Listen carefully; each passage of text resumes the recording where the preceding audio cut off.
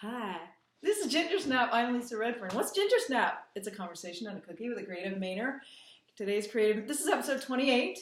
Today's creative Mainer is Jake Hoffman. We're here in his West End home. I can't disclose the location for obvious reasons. No. And everybody will be knocking on my door. That's right. So Jake is a multi-instrumentalist. He's a singer. He's been in a bunch of bands. He's done CDs. He's a teacher. He is the partnership coordinator at 317 Main. Lord, what else are you doing, man? Too many things. No, even though I'm still doing a lot, there's still other things that, I want to get into, but don't have the time to dig into. Yet. Yeah.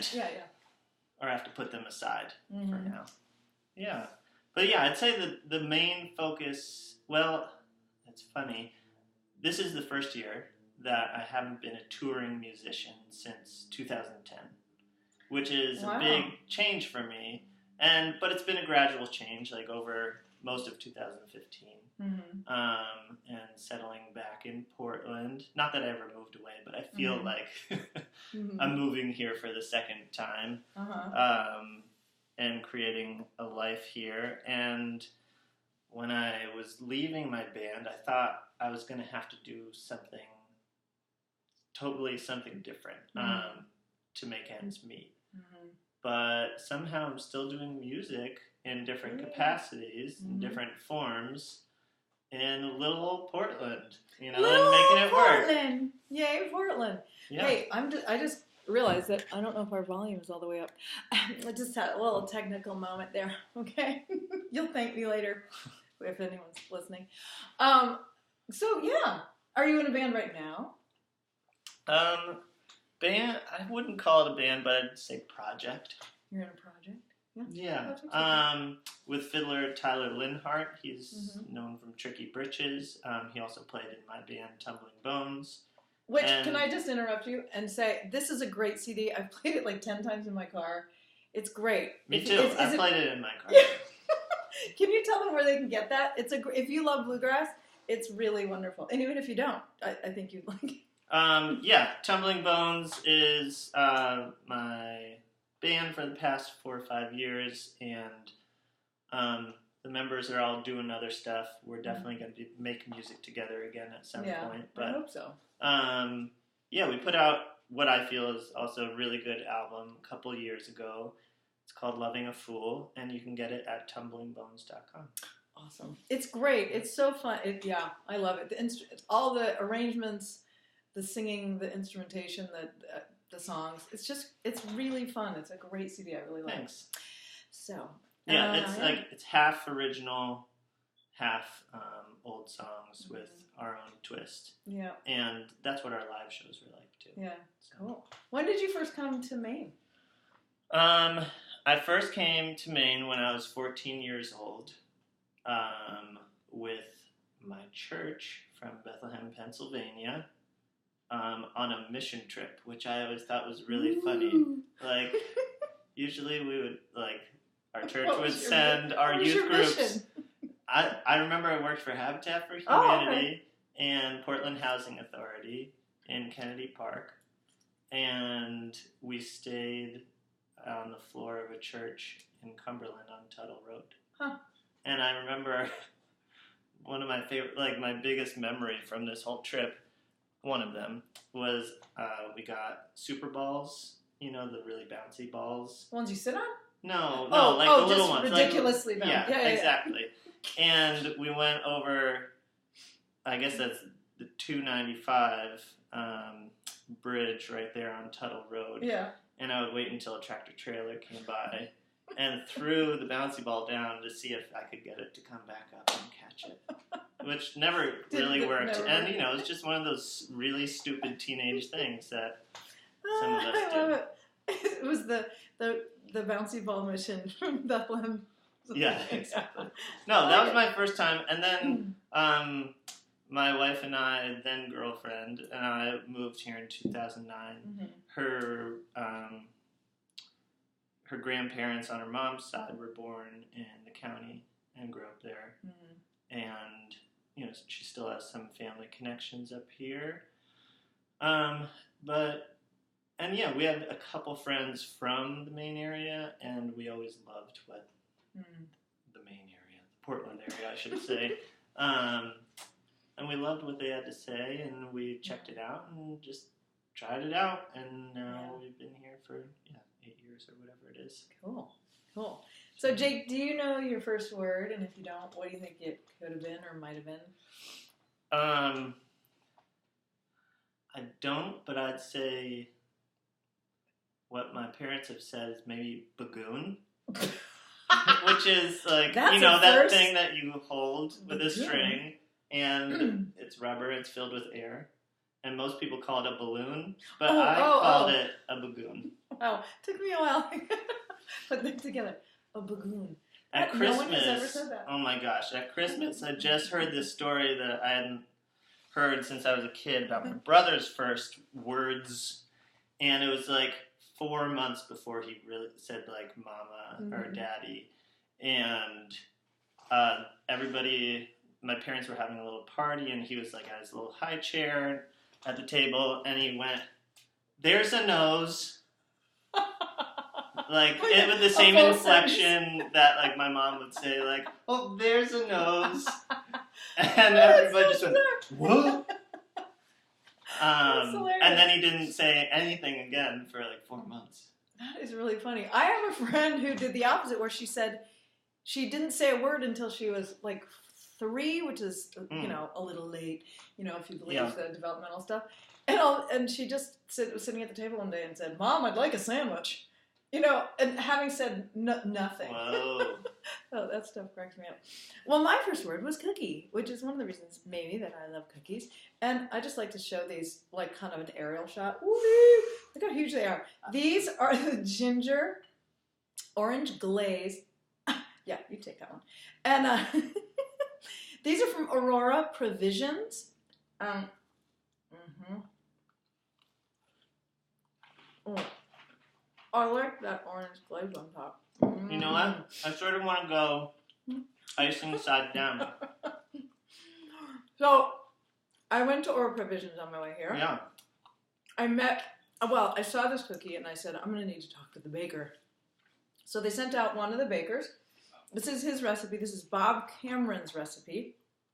I guess he was the one who had the, lightning bolt genius idea to put an orange glaze on top. It's like when you take a moment for silent prayer. Yeah. This is a moment for silent. It's communion. Oh, these are good. Came out of the oven this morning. I'm my mom my mom taught me to eat peanut M&Ms with a cup of tea, and ever since then I've always equated, I need to have tea or something a little bitter when I have something sweet. Eating something sweet. That's my favorite part. Oh, that glaze just puts it over the top. Over the top glaze. I am committing civil disobedience right now because my siblings made me sort of kind of do a soft promise that I would no longer eat and talk on Gingersnap at the same time. But it's really difficult not to. You have to. I can't stop eating this. Yeah, I love it. It's sort of crispy, crunchy on the outside and then gooey, chewy on the inside. Oh, okay, that's one of the best cookies I've had in the 28 episodes. Thanks for getting them. Oh, you're welcome. So, Jake, did you have a car in your childhood that you loved, or your young adulthood that you wish you could get back? Yep. My dad had an 85 Land Cruiser, which was like one of the first, or the first, like, big SUV, except I think maybe like Chevy Suburban was around the same time. I was also born in 85, so we always had this. Me and the SUV crazy. Always had a kindred spirit. And yeah, we would like. You're going off the screen. Oh, sorry, I was falling. Well, can't you see the piano? Yeah, we're in an old house, okay? Yeah, this Land Cruiser, it was huge. It was like somewhere between gray and navy, and with some rust. Gravy. Yeah, and It meant lots of family trips and vacations to the Outer Banks and four-wheel drive on the beach and stuff like that. I feel like that would really be good fun. memories, too. yeah. I never drove it, but I'd like to drive it on the beach. There is one mid to late 80s Land Cruiser in this neighborhood, and I always drool when I see it. Always gaze longingly. Okay, on to literature. Are there any books? Is there a book that you've recommended repeatedly in the last several years? No, but I have lent out some 19th century Russian short stories to a bunch of friends. And not just one collection, and some novels as well. Yeah. So sort of that genre, even though they're different genres. But I love Russian writers. And there's a lot that they're writing about with the big gap between the peasantry and the noble people that still resonates today in our world. It does. And which is ridiculous and true, but let's see. Dead Souls by Gogol is something that I just picked up randomly, and it was hilarious. It was so good, and it was a big farce, and I loved it. And somehow it still rings true today, even though it was written in the 1830s or 40s or something like that. Wow. So, is there any piece of your ethnicity that's Russian? That you know of? I have some Eastern European in me, but not that I know of, really. That's close. I was in Ireland once, and we finished a show. Yeah, we were on a tour there, and there was this guy afterward who came up to me and went, "Polak." It's like, Polak. Okay, there's a fish called pollock, and then that's what I guess people and call. And then there's an ethnic Pol- slur. Right, exactly. But he was Polish, and he couldn't really speak any English at all, except... So he was assuming you guys were sort of from the same... Yeah, and we did have some similarities, and he pointed at my nose, and he's like, Polak. And I was like... Okay. And I'm like, I think I have some Czech in me, and he's like, no. He knew how to say no. He knew how to say Polak. That is so and funny. he could point to my nose, and he wouldn't back down. So it's like, okay, you're probably right. I probably know better than I do. Sometimes you don't want to argue with a strange Eastern European fellow. Yeah, late night at a bar. All right, on to a subject near and dear to our hearts. That's a kind of overall, right? There's car hearts and there's our hearts. Is there a song or an album that kind of is you come back to again and again, either when you're feeling great or when you're feeling kind of lost and you want to kind of get back to yourself?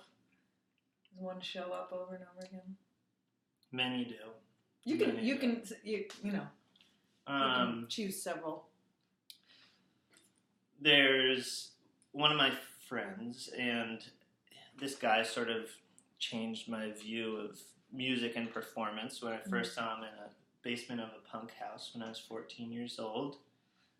His name's Robert Sarrazin Blake, and he still plays living rooms and basements and also nice folk clubs and stuff like that. Incredible guitarist, writer, singer, poet. And A Crowd of Drunken Lovers is his album that, it centers me, for sure. Sometimes in sadness, sometimes in love, sometimes in joy. There's a lot of different aspects to the album that bring it back. Others offhand are Vetiver.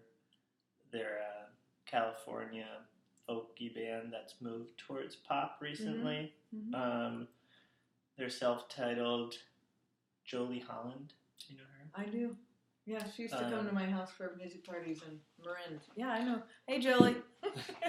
Escondida, I love that. And the Feist album, Let It Die, was a big one for me in college, and that always brings back some great memories. Cool. Those are some great recommendations. All right, Jake Hoffman, if a movie was made about your life, what genre would it be, and who would star as you? What? Okay, it's either who would they cast as you, and who would you like to have them cast as you? Man, this is really hard. I feel like it's meant to be. Okay, style of movie, maybe like a mystery thriller. Wow. Maybe a detective type of thing. Where they're digging back deep into my roots to figure out how the hell I became what I am. Because I don't even know. I'd like to watch the movie. And then, okay, some folks have said, like, as a young man, Andy Dick looked a lot like I do. Oh, yeah. Okay. And, like, I can see that. When they first said that, I was like, Andy Dick? Like, he's like a weird, shrivelly guy. Thanks a lot. But found he's really funny, though. He is funny, and he sort of has a nasally voice like I sort of do, too. So that works. But I was thinking maybe I would cast Dustin Hoffman's son, Jake Hoffman. Oh, yeah. Isn't it funny you just mentioned him? Because I just was reading about Jake Hoffman 2 days ago. Yeah. Isn't that funny? He'd fit into the role, right? All right. Because his name would be Jake Hoffman in the...